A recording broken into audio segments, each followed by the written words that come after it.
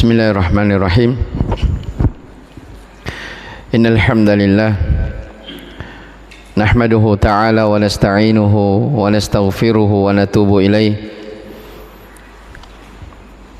wa na'udzu billahi min syururi anfusina wa sayyiati a'malina may yahdihillahu fala mudilla lahu wa may yudlil fala hadiya lahu. Asyhadu an la ilaha illallah wahdahu la syarika lah wa asyhadu anna Muhammadan abduhu wa rasuluh. Ya ayyuhalladzina amanu taqullaha haqqa tuqatih wa la tamutunna illa wa antum muslimun. Ya ayyuhan nasu taqu rabbakumul ladzi khalaqakum min nafsin wahidah wa khalaqa minha zawjaha wa batha minhuma rijalan katsiran wa nisaa'a. Wattaqullaha alladzi tasaaluna bihi wal arham innallaha kana 'alaikum raqiba. Ya ayyuhalladzina amanu taqullaha wa qulu qawlan sadida yuslih lakum a'malakum wa yaghfir lakum dhunubakum wa may yuti'illaha wa rasulahu faqad faza fawzan 'azima. Amma ba'du fa inna asdaqal hadithi kitabullah wa khairal hadi hadi nabiyyina Muhammadin sallallahu alaihi wa ala alihi wasallam wa syarrul umuri muhdatsatuha fa inna kulla muhdatsatin fid dini bid'ah wa kulla bid'atin dhalalah wa kulla dhalalatin finnar.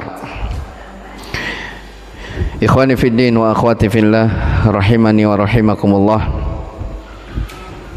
Alhamdulillah, kita kembali bersyukur kepada Allah Subhanahu wa ta'ala atas karunia dan nikmatnya sehingga kita diberi taufik oleh Allah Subhanahu wa ta'ala kembali bermajlis ilmu mempelajari agama Allah Subhanahu wa ta'ala. Dan itu diantara karunia dan nikmat terbesar yang Allah Subhanahu wa ta'ala beri kepada sebahagian dari hamba-hambanya, karena tidak ada kebaikan, tidak ada kemuliaan kecuali bagi siapa yang diberikan pemahaman di dalam agama ini. Kata Nabi sallallahu alaihi wa alihi wasallam dalam hadis yang diriwayatkan oleh Imam Al-Bukhari dan Imam Muslim dari sahabat Abu Sufyan, "May yuridillahu bihi khairan yufaqihu fid din." Barang siapa yang dikehendaki, barang siapa yang ingin dikehendaki kebaikan oleh Allah Subhanahu wa ta'ala, maka dia akan diberi pemahaman di dalam agama. Dia diberi pemahaman dalam agama. Olehnya itu keberadaan kita bermajlis ilmu itu adalah nikmat yang besar. Maka Nabi sallallahu alaihi wa ala alihi wasallam tidak diperintah oleh Allah Subhanahu wa taala untuk meminta tambahan, berdoa meminta tambahan, kecuali hanya tambahan ilmu. Menunjukkan ilmu ini adalah suatu yang terus dibutuhkan di dalam kehidupan. Wa qur rabbi zidni ilman, dan katakanlah, wahai Tuhanku, wahai Rabbku, tambahkanlah ilmuku.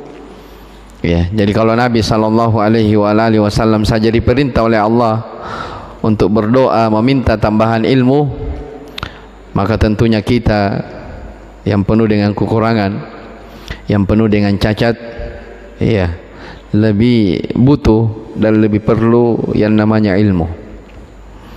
Imam Ahmad rahimahullahu ta'ala pernah berkata, "An-nasu ilal ilmi ahwaju ila at-ta'ami wasyarabi."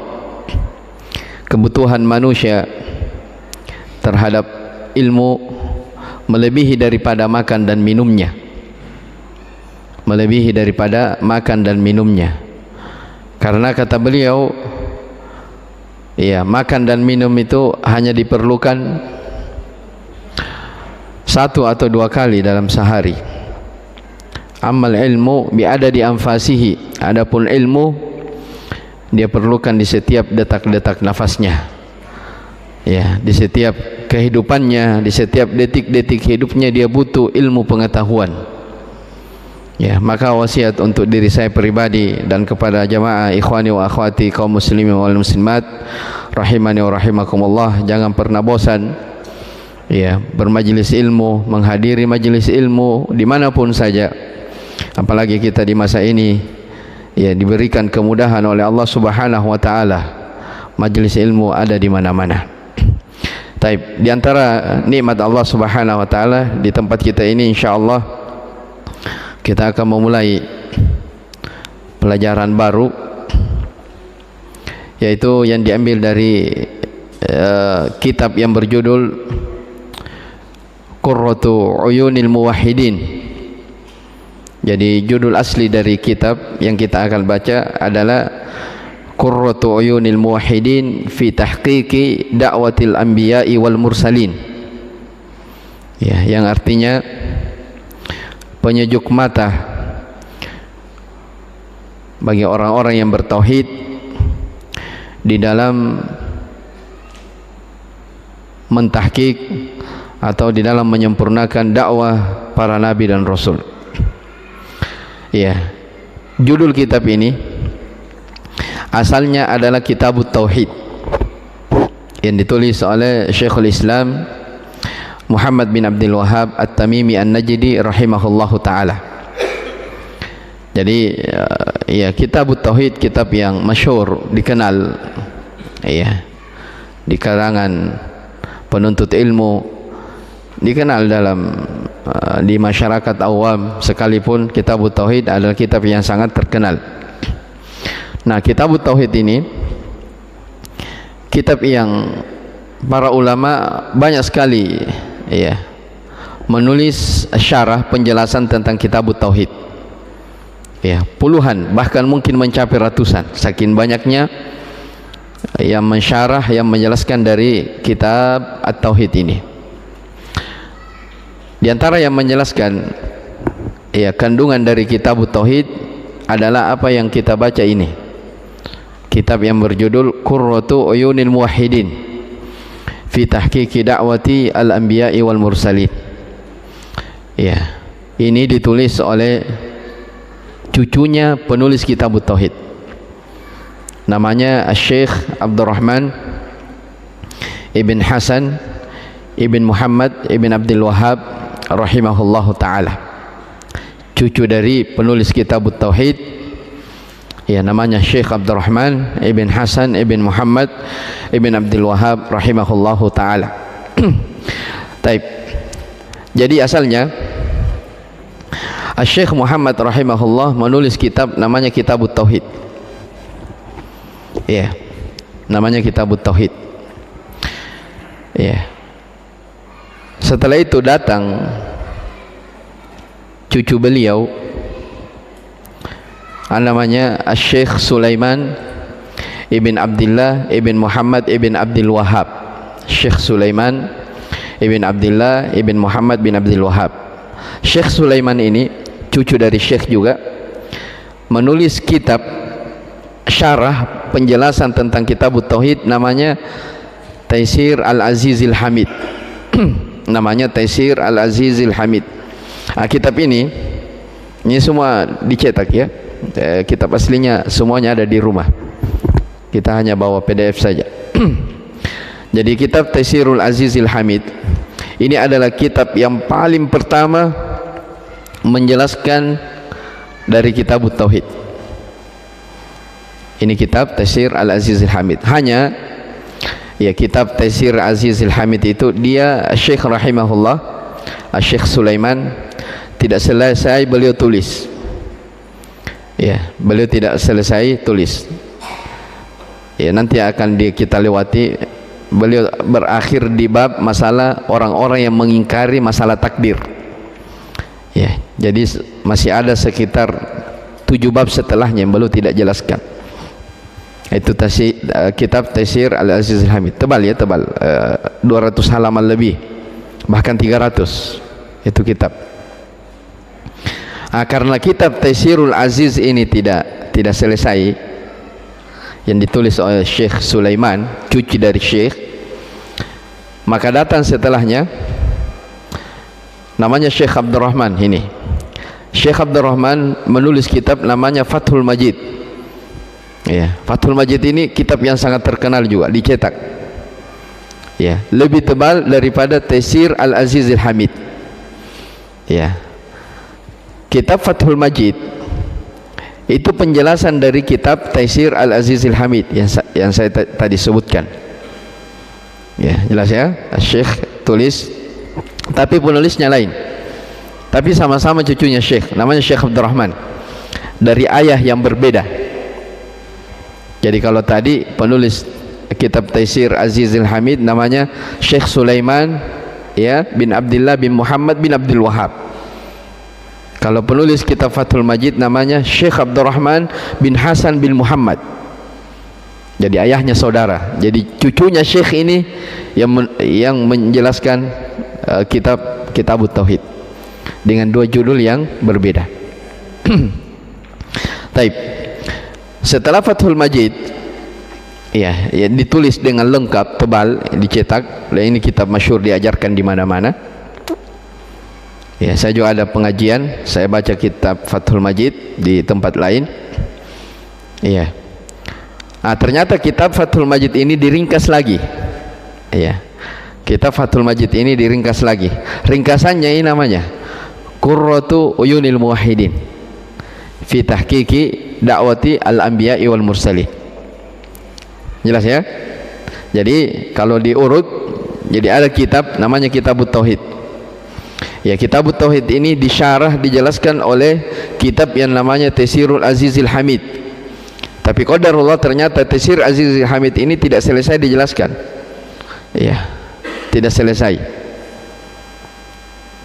Maka datang kitab Fathul Majid dengan penulis yang berbeda. Tapi sama-sama cucunya Syekh. Datang Fathul Majid. Fathul Majid ini lengkap dari awal sampai akhir, dari bab-bab Kitab Tauhid selesai dijelaskan. Tapi penjelasan di kitab Fathul Majid ini panjang lebar. Ya, penjelasannya panjang lebar. Ada penjelasan ayat, hadis panjang pokoknya. Maka Syekh Abdurrahman masih orang yang sama meringkas Fathul Majid. Ya, meringkas Fathul Majid. Nah, maka beliau datang dengan kitab ini namanya Qurratu Uyunil Muwahhidin fi Tahqiqi Da'wati Al-Anbiya'i wal Mursalin. Dan setelah kitab ini ditulis, maka datang ulama belakangan menulis, mensyarah kitab yang sangat banyak dari Kitab Tauhid. Bahkan ada ulama sendiri yang menulis kitab yang berjudul Inayatul Ulama bi Kitab Tauhid. Perhatian para ulama dengan Kitab Tauhid. Mereka banyak menulis. Ya, di antara tulisan yang menjelaskan Kitab Tauhid ini saya bacakan sebagiannya.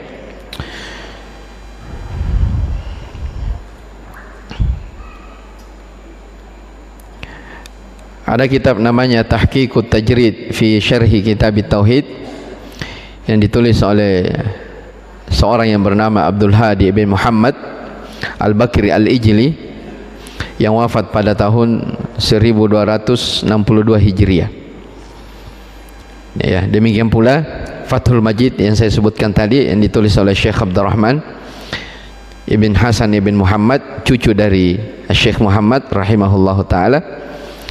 Demikian pula ya, ada penjelasan dari kitab yang kita mau baca ini, Qurratu Uyunil Muwahhidin, yang merupakan ringkasan dari Fathul Majid.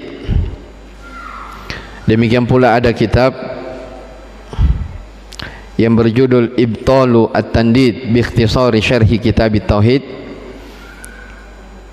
Ini juga dicetak, ya, penulisnya Syekh Hamad Ibn Ali Ibn Atiq, yang beliau wafat pada tahun 1301 Hijriah.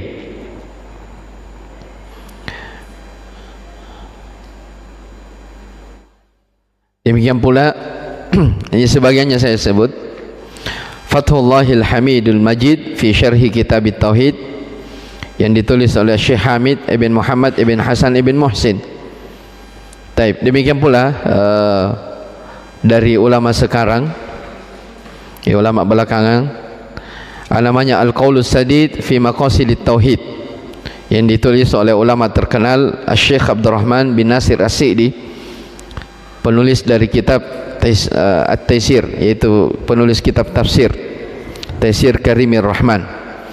Ya, beliau adalah guru dari Syekh Muhammad bin Shalih Al-Utsaimin rahimahullahu taala. Demikian pula guru dari Syekh bin Baz rahimahullahu taala dan selainnya. Taib, dari ulama belakangan, ya, dan ini termasuk ulama yang banyak karya tulisnya juga, namanya Syekh Abdurrahman ibn Muhammad ibnul Qasim, yang wafat pada tahun 1392 Hijriah. Beliau punya juga penjelasan dari Kitabut Tauhid ini, namanya Hasyiatu Kitabit Tauhid. Hasyia itu artinya catatan kaki dari Kitabut Tauhid, ringkas juga tapi banyak pelajaran-pelajaran dan faedah yang bisa dipetik dalam kitabnya. Ini kitabnya juga ada di rumah, dicetak, Hasyia Kitabut Tauhid.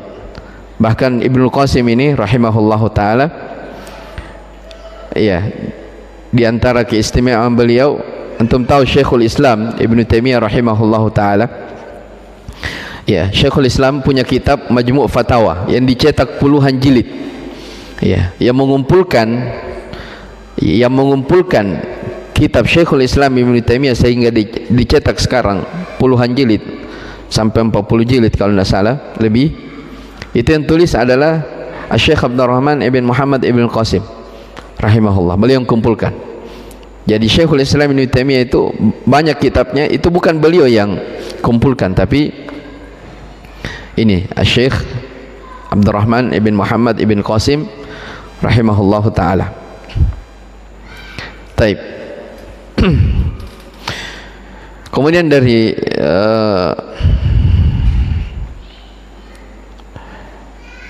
ulama lain juga, namanya Al-Qaulul Mufid, karya dari Syarhu Kitabit Tauhid, karya dari Syekh Muhammad bin Shalih Al-Utsaimin, ulama terkenal di masa sekarang. Demikian pula ada kitab I'anatul Mustafid, syarah dari Kitabut Tauhid juga, karya dari Syekh Shalih Al-Fauzan. Beliau punya dua kitab syarah, ya, dari Kitabut Tauhid, ada Al-Mulakhas Kitabut Tauhid dan ada I'anatul Mustafid. Ya, ala kullin, ikhwani wa akhwati rahimani wa rahimakumullah, Kitabut Tauhid ini kitab yang sangat terkenal sekali. Ya, dan para ulama punya perhatian dari menjelaskan Kitabut Tauhid. Taib, Kitabut Tauhid, ya, penulisnya adalah Syekh Muhammad bin Abdul Wahhab At-Tamimi An-Najdi rahimahullahu taala. Dan ini yang insyaallah saya mau jelaskan sedikit dari biografi beliau supaya kita paham, iya, siapa beliau sebenarnya. Syekh Muhammad rahimahullahu taala yang sangat dikenal, iya, hingga hari ini. Taib.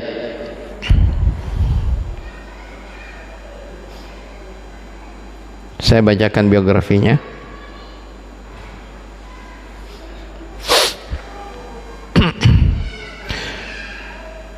Nama lengkap beliau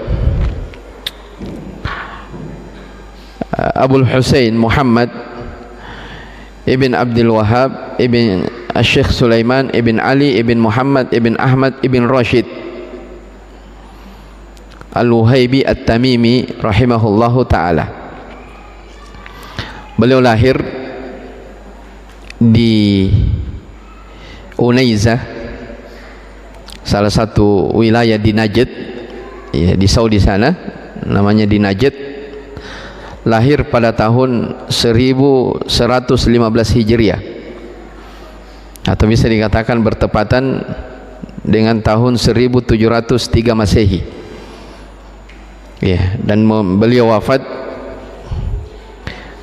pada tahun 1206 Hijriah. Saya ulangi, beliau lahir pada tahun 1115 Hijriah, ya, dan wafat pada tahun 1206 Hijriah. Jadi umur beliau sekitar 91 tahun. Umur beliau sekitar 91 tahun. Iya. Biografi ringkas beliau, ya, beliau adalah seorang ulama yang memang dididik dari kecil. Ayah dan kakeknya adalah seorang ulama, ya, qadhi di zamannya. Bahkan dikatakan Syekh Muhammad rahimahullahu taala hafal Al-Qur'an sebelum balik. Ya, ada yang mengatakan di umur 12, ada yang mengatakan di umur 13, 14 tahun beliau sudah hafal Al-Qur'an. Ya, dan beliau mengimami manusia, ya, menjadi imam salat di usia beliau belum balik.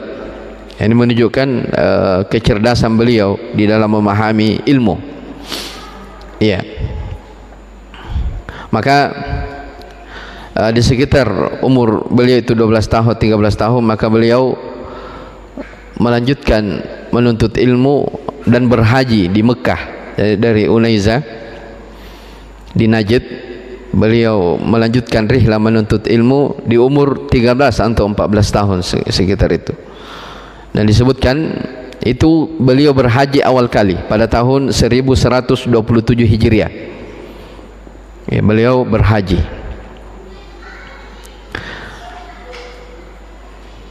Di haji beliau pertama, beliau langsung balik ke negerinya. Setelah itu, seiring dengan berjalannya waktu, pada tahun 1135 Hijriah, beliau berangkat lagi haji yang kedua. Jadi ada beberapa tahun jaraknya, ya. Beliau haji lagi kedua. Haji beliau kedua menuju kota Mekah, beliau menetap di sana. Syekh Muhammad rahimahullah berangkat haji yang kedua kalinya dan beliau menetap di Mekah, ya, dengan niat haji sekaligus menuntut ilmu. Ya, maka di sanalah beliau banyak mengambil istifadah, mengambil ilmu di kalangan para ulama di masanya. InsyaAllah kita akan sebutkan nanti kalau cukup waktu dari guru-guru beliau rahimahullah ta'ala yang beliau mengambil ilmu. Iya. Tinggal sekitar tahunan, 3 tahun begitu. Setelah itu, seiring dengan berjalannya waktu, ya, di haji beliau yang kedua tinggal di Mekah beberapa tahun belajar. Ya, dan disebutkan bahwa Syekh Muhammad rahimahullahu taala ini adalah orang yang sangat hobi membaca dari kitab-kitab Syekhul Islam Ibn Taimiyah rahimahullahu taala, hobi membaca dari kitab Imam Ibnu Qayyim rahimahullahu taala dan selainnya dari ulama-ulama yang terkenal dengan karya tulis. Maka setelah itu, ya, setelah perjalanan beliau ke Mekah yang kedua kalinya itu, beliau kembali ke negerinya. Ya, beliau kembali ke negerinya. Ternyata setelah beliau kembali, ternyata ayahnya itu sudah pindah ke Khuraimila namanya, nama tempat juga. Jadi bukan lagi di Unaiza. Ya, saya ulangi, ya, beliau lahir di Unaiza. Setelah itu haji ke Mekah, belajar beberapa tahun di Mekah, kembali ke Unaiza. Ternyata dia dapati ayahnya sudah tidak ada. Ya kan, dulu belum ada apa? Belum ada alat komunikasi, belum ada HP. Setelah kembali ke negerinya, oh, sudah tidak ada keluarganya, pindah. Dia pindah ke nama tempat namanya Khuraimila. Ya, dan ayahnya wafat pada tahun 1153 Hijriah. Waktu itu beliau masih kecil.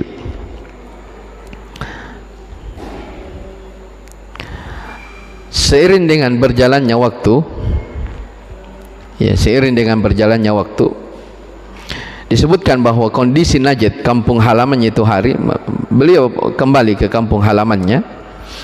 Ya, kondisi Najd ketika itu penuh dengan kesyirikan dan khurafat. Ya, penuh kesyirikan dengan khurafat. Disebutkan di kitab ini, ya, di antara keyakinan orang-orang di masanya, ya, di masa Syekh Muhammad rahimahullah, ya, orang-orang masyarakat di waktu itu sangat percaya dengan dukun, perdukunan. Ya, percaya dengan yang namanya jimat-jimat. Ya, kuburan-kuburan diagungkan, ya, ditawafi. Makanya sebentar kita akan sebutkan di antara ucapan Syekh Muhammad yang terkenal mendakwahi orang-orang yang bertawaf di kuburan itu, Syekh mengatakan Allahu khairum min Zaid. Allahu khairum min Zaid, Allahu khairum min Zaid. Allah itu lebih baik daripada Zaid. Jadi di masa beliau ada kuburan di sana di Najd, ada kuburan namanya kuburan Zaid ibn Khattab, saudaranya Umar radhiyallahu taala anhu, Umar ibn Khattab. Zaid ibn Khattab ini dianggap kuburan yang top, disembah, ya, disembah. Bahkan disebutkan masyarakat Najd di waktu itu berbulan-bulan itu tidak meninggalkan di situ kubur, tawaf. Ya. Maka datang Syekh Muhammad rahimahullah taala mendakwahi mereka. Ya, di antara ucapannya Allah lebih baik daripada Zaid, Allah lebih penyayang daripada Zaid. Maksudnya kenapa kalian minta kepada Zaid? Kenapa tidak minta langsung kepada Allah Subhanahu wa taala? Iya. Makanya istighatsah kepada mayit-mayit, ya, percaya kepada ruqyah-ruqyah yang mengandung kesyirikan dan semisalnya dari keyakinan-keyakinan yang berbau kesyirikan. Iya. Maka Syekh Muhammad mendengar bahwa kondisi negerinya seperti itu, maka beliau pun dari Khuraimila beliau pindah ke kampung halamannya, ke Uyainah kembali. Ya. Setelah beliau kembali ke kampung halamannya Uyainah, maka beliau bertemu, ya, seorang penguasa di Uyainah waktu itu namanya Utsman bin Ma'mar. Ya. Utsman bin Ma'mar. Utsman bin Ma'mar ini apa namanya, khalifah atau amirnya Uyainah di waktu itu. Ya, amirnya di waktu itu, amir dari Uyainah. Ya, Uyainah nama kampung, ya, nama kabilah. Nama kabilah. Maka berjalan waktu Syekh Muhammad berdakwah, sudah belajar di Mekah, kembali ke negerinya, berdakwah tauhid, ya, melawan dari kesyirikan, kebiasaan-kebiasaan masyarakat yang terjadi waktu itu. Maka hingga, ya, waktunya ada pernah kejadian. Ini yang saya mau ceritakan, disebutkan dalam biografi beliau. Orang-orang di zaman beliau itu tawaf di kuburannya Zaid ibn Khattab.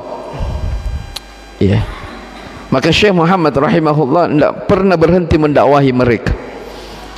Ya, maka dengan inilah beliau dihujat, beliau dimusuhi, ya, beliau ditinggalkan, bahkan beliau apa? Diboikot. Ya. Bahkan beliau rahimahullahu taala di akhir dari perjalanannya di Uyainah beliau diusir. Karena, ya, disebutkan di sini, ya, ada seorang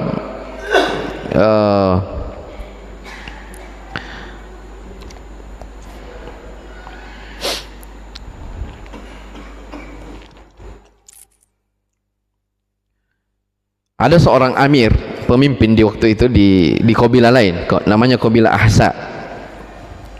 Di kabilah Ahsa ini ada seorang pemimpin, ya, mengirim surat ke amirnya Uyainah. Ya, mengirim surat ke amirnya Uyainah. Mereka bilang, ini Muhammad bin Abdul Wahab ini bikin kacau di kabilahmu, di kampungmu. Ya, kalau kamu tidak usir dia, saya akan datang dan membunuh dia. Ya, karena, ya, dimaklumi, ya, banyak bisikan bahwa Syekh Muhammad ini berdakwah dengan melarang kita dari tradisi nenek moyang, kebiasaan kesyirikan.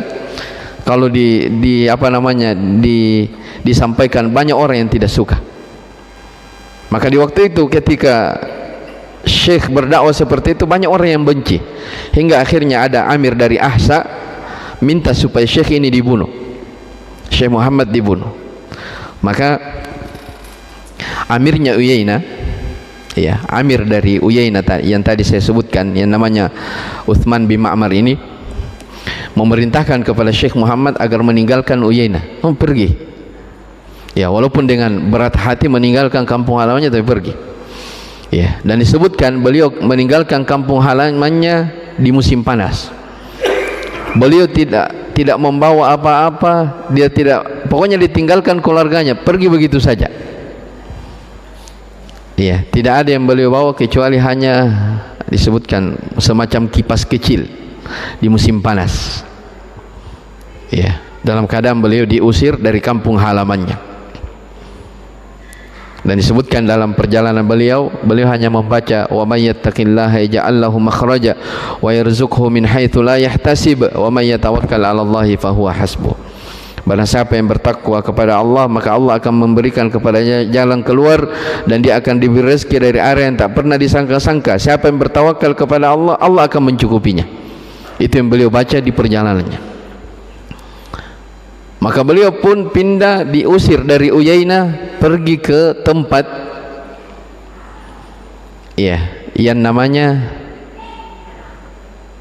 ya, apa namanya, Dir'iyah, ya. Jadi beliau diusir dari Uyainah. Ini disebutkannya pada tahun 1158 Hijriah.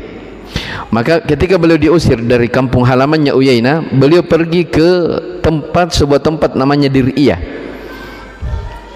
Iya, beliau pergi ke Dir'iyah dalam keadaan berjalan kaki di musim panas dan tidak berbekal sama sekali dengan bekal apapun. Ya, subhanallah, ya, perjuangan beliau. Ketika beliau masuk ke Dir'iyah, maka beliau bertemu, ini Dir'iyah nama kampung juga, maka beliau bertemu dengan seorang ulama yang bernama Ibnu Suwailim, ya, ada ulama namanya Ibnu Suwailim. Setelah beliau bertemu dengan Ibnu Suwailim, ya, ulama ini bercerita, Ibnu Suwailim bercerita kepada Syekh Muhammad bahwa pemimpin kami di sini ada namanya ini. Beliau sebutkan namanya adalah Muhammad bin Su'ud.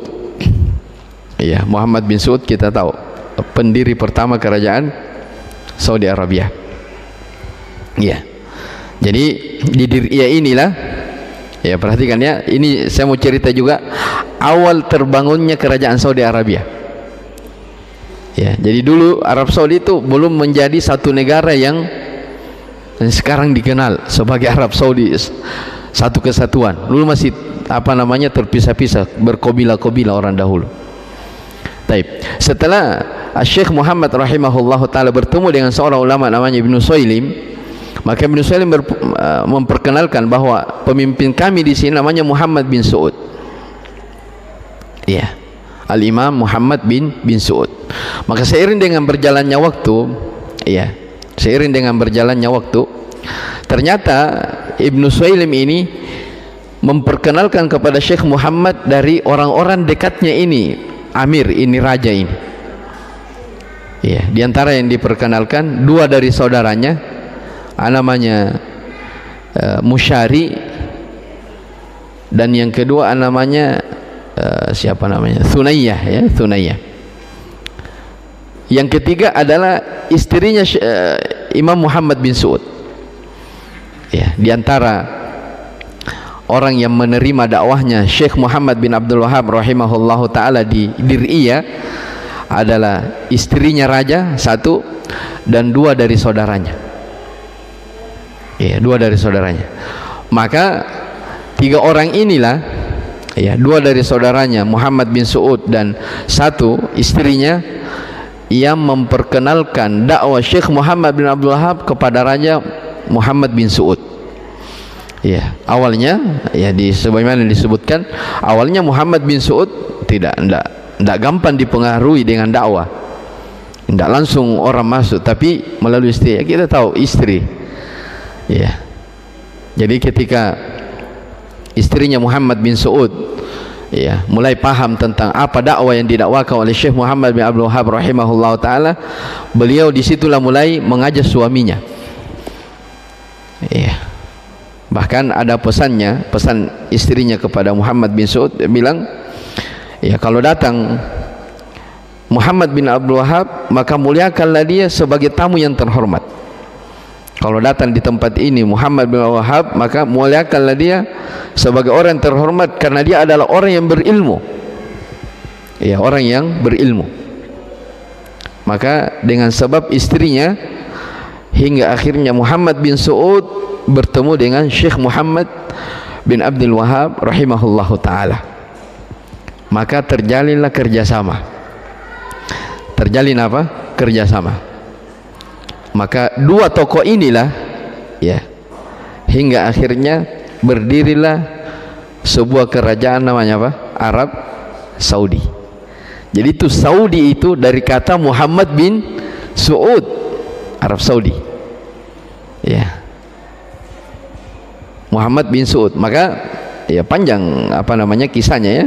Jadi setelah kerjasama antara Syekh Muhammad dan Al-Imam Muhammad bin Saud, ya, dakwah bersinergi antara penguasa dengan ilmu, maka dakwah beliau berkembang. Ya, makanya jamaah sekalian rahimani wa rahimakumullah, kenapa dakwah Syekh Muhammad bin Abdul Wahab ya sangat dikenal melebihi daripada ulama lain? Nah, di antara rahasianya karena Syekh Muhammad itu adalah beliau orang yang bersinergi, bekerja sama dengan para ulama, para pemimpin. Ya, di antaranya Syekh Muhammad, ya, Al-Imam Muhammad bin Saud. Ya. Nah, maka terbentuklah negara Arab Saudi. Makanya Syekh Muhammad bin Abdul Wahab rahimahullah, tentang saja orang-orang Saudi, ya, selain beliau dikenal sebagai ulama, beliau juga sebenarnya dikenal sebagai pahlawan. Ya. Syekh Muhammad itu selain beliau dikenal dengan ulama, beliau juga dikenal sebagai apa? Pahlawan, karena beliau yang punya andil besar mendirikan kerajaan Arab Saudi, yang mana dulunya negara Arab Saudi ini berkobilah-kobilah, ya, bersuku-suku yang berpencar-pencar. Maka dengan dua orang ini, dengan sebab dua orang ini, negara itu bersatu. Ya, negara ini bersatu. Maka jadilah kerajaan Arab Saudi. Makanya sampai sekarang, ya, kalau soal masalah politik, masalah urusan negara, itu selalu diarahkan kepada keturunan siapa? Syekh Al-Imam Muhammad bin Saud. Ya, ya, sekarang ini ada Raja Salman, itu dari keturunan Muhammad bin Saud itu. Sebelumnya ada Raja Abdul Aziz, ya, ada Fahad bin Abdul Aziz. Ya, kalau dalam urusan ilmu, dalam urusan agama, diserahkan juga kepemimpinannya kepada apa? Cucu-cucu dari Syekh Muhammad. Ya, makanya kalau antum lihat ulama ya sekarang, ulama di Saudi, kalau ditulis Syekh Fulan bin Fulan, di ujungnya ada Alu Syekh. Ada tulisan apa? Alu Syekh. Alu Syekh itu maksudnya apa? Keluarga dari Syekh Muhammad, keturunan dari Syekh Muhammad. Nah, seperti ini penulis kitab ini. Ada tulisan apa? Alu Syekh. Ya, iya, karena cucunya siapa? Syekh Muhammad. Sampai sekarang. Ya, bahkan mufti sekarang yang masih hidup, Syekh Abdul Aziz hafizahullah taala, itu dari keturunan Syekh Muhammad, karena ada dinamanya Alu Syekh. Ya, dan banyak ulama, ya, yang jadi ulama karena keturunan dari Syekh Muhammad rahimahullahu taala. Ini semua dari jasa beliau rahimahullahu taala. Makanya, ya, subhanallah, ketika seorang ulama, seorang alim, ya, dia bisa bekerja sama dengan seorang umara, seorang pemimpin, seorang penguasa di dalam mengembangkan dakwah agama, maka itu lebih berkembang, lebih cepat. Ya, maka dengan dua orang inilah, ya, dengan sebab istrinya Muhammad bin Saud, hingga akhirnya Syekh Muhammad dengan Al-Imam Muhammad bin Saud bekerja sama, hingga akhirnya terjalin dakwah. Maka kita lihat, ya, tidak ada negara yang paling menjalankan syariat Islam hingga hari ini melebihi daripada Arab Saudi. Dan ini semua adalah nikmat dan karunia dari Allah Subhanahu wa taala. Ya, akan ada orang-orang yang selalu menjaga agama ini di atas kemurniannya. Ya, makanya Nabi sallallahu alaihi wasallam menyebutkan, ya, badal Islamu ghoriban wa sayaudu ghoriban kama bada fatuba lil ghuraba. Islam itu dimulai dalam keadaan asing, dimulai dalam keadaan aneh, dan dia akan kembali aneh sebagaimana munculnya, awal munculnya. Fatuba lil ghuraba, maka beruntunglah orang-orang yang dianggap aneh itu. Ya, dalam riwayat lain disebutkan di antara ciri orang yang dianggap aneh ini adalah alladzina yuslihuna ma afsadan nas, yaitu orang-orang yang selalu memperbaiki apa-apa yang dirusak oleh manusia. Dalam riwayat lain dikatakan al-ghuraba, orang-orang yang dianggap asing ini adalah orang-orang yang selalu melakukan perbaikan di saat orang-orang lagi rusak. Ya, di saat orang-orang lagi rusak. Ya, makanya ketika seorang diberikan kesempatan belajar, menuntut ilmu, datang ya bermajelis ilmu, jangan disia-siakan. Ya, itu adalah nikmat karunia besar dari Allah Subhanahu wa taala. Jadi ini mungkin biografi ringkas dari penulis kitab Fathul Majid, Syekh Muhammad bin Abdul Wahhab rahimahullahu taala. Ada beberapa biografi, ya, buku ditulis khusus menyebutkan dari biografi beliau, sangat panjang sekali dari perjalanan beliau. Tapi itu tadi yang saya sebutkan secara ringkas, bagaimana perjalanan beliau menuntut ilmu, bagaimana dakwah beliau diusir dari kampung halamannya sendiri, berpindah dari negerinya ke negeri orang lain, hingga akhirnya ya benar firman Allah Subhanahu wa taala, siapa yang bertakwa kepada Allah, Allah akan berikan untuknya apa? Jalan keluar, diberi rezeki dari area yang tak dia sangka-sangka. Siapa yang bertawakal, Allah akan mencukupinya. Ternyata di akhir perjalanan beliau berdakwah, hingga akhirnya beliau dipertemukan seorang amir di Dir'iyah namanya Al-Imam Muhammad bin Saud, hingga akhirnya berdiri kerajaan namanya Saudi Arabia. Iya. Maka sekali lagi, Syekh Muhammad bin Abdul Wahhab, selain beliau adalah seorang ulama, beliau juga dikenal sebagai pahlawan. Ya, orang yang merintis dari kerajaan Arab Saudi yang kita kenal sekarang. Ya, insyaallah taala kitab Tauhid kita akan baca, atau kitab ini Qurratu Uyunil Muwahhidin.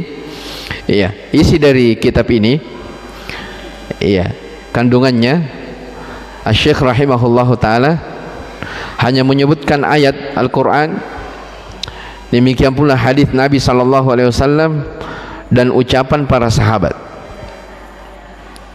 Ya, itu saja dalil Al-Quran, hadis Nabi SAW dan ucapan sahabat. Ya, ini isi dari kitab Tauhid. Tambahan dari beliau hanya masail, kesimpulan bahwa yang diinginkan dalam ayat ini, yang diinginkan dengan hadis ini yang disimpulkan, apa yang dimaksudkan dalam pembahasan bab ini, itu saja. Maka itu yang membuat kitab Tauhid menjadi kitab yang sangat istimewa sekali, karena kandungannya hanya Al-Quran, hadis Nabi SAW dan ucapan sahabat dan athar-athar yang datang dari para ulama. Ya, bahkan pernah ada kisah bahwa ada orang yang sangat benci sama Syekh rahimahullah. Ya, kalau tidak salah orang India. Maka kitab Tauhid dibuka sampulnya, dihilangkan penulisnya, kemudian kitab ini diberikan kepada orang ini yang benci Syekh. Coba silahkan baca kitab ini. Maka ketika kitab Tauhid dia baca, orang ini terkagum-kagum, takjub. Siapa yang menulis ini? Ya, ini bukan ulama sembarang ini yang menulis kitab Tauhid ini. Padahal selama ini yang dia cela adalah penulis kitab ini. Hanya sampulnya itu kitab dihilangkan. Ya, tidak ada namanya tertulis di situ. Maka setelah diberitahu, ya, bahwa ternyata ya kitab yang kamu baca itu adalah kitab yang selama ini orangnya kau celah-celah, maka orang ini langsung menyadari ternyata Syekh Muhammad ini bukan orang sembarangan, hingga akhirnya orang itu bertaubat. Iya. Jadi ya, kadang orang itu benci kepada sesuatu karena dia tidak tahu siapa dia. Makanya kemarin kita sebutkan bahwa an-nasu ya a'da'u ma jahiluhu, manusia itu membenci sesuatu yang dia tidak tahu. Ya, makanya kalau ada sesuatu yang kita tidak senangi, coba pelajari dulu apa sih sebenarnya yang ada di situ. Ya, jangan sampai kebaikan.